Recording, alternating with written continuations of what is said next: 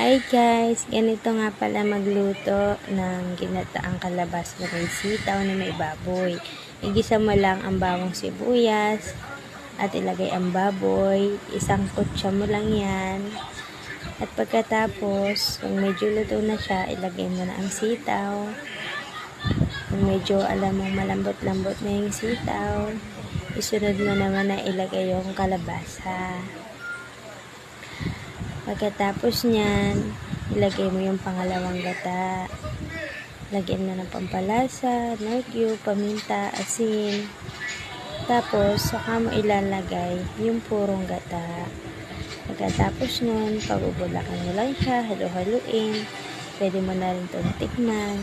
At pag medyo alam mo, luto na siya, pwede ka nang kumain. Happy eating!